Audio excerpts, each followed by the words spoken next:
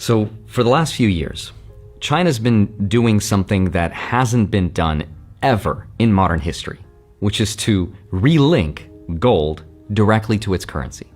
So in simple terms, China wants to rebuild how money works. This is probably the most interesting story that you're going to hear this year, and it caught my eye after watching a podcast by TFTC, and it blew my mind. Now, some people call this the debasement trade, but this is so much bigger than that. Here's what's happening. Over the last few years, the People's Bank of China has been the biggest buyer of gold in the world. China and its allies That's right. buying gold and selling treasury bonds Totally. in order to damage the dollar's reserve currency status. Here it is. And at the same time that they've been buying, China's also built something called the Shanghai Gold Exchange, which is already the biggest physical gold marketplace in the world.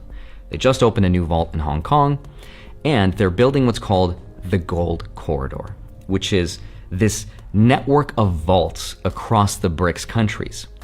And it will allow those countries that hold the yuan to trade them in for physical gold.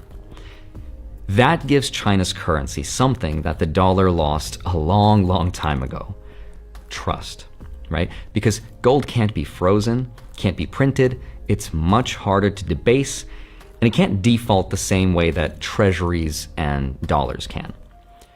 And as of July 2025 of this year, gold has officially been reclassified to what's called a Basel III Tier 1 asset. That means it now counts the same as cash or treasuries on a bank's balance sheet. So the theory is that the next step is that gold will be upgraded again to what's called an HQLA, a high quality liquid asset. That one change is going to unlock gold's full potential. That will let countries use it for something called repo and financing, which is the foundation of the entire financial system.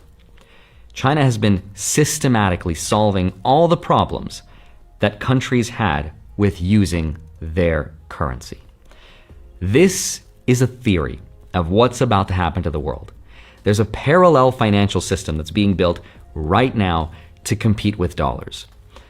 This gold-backed strategy will allow China to build a way to lend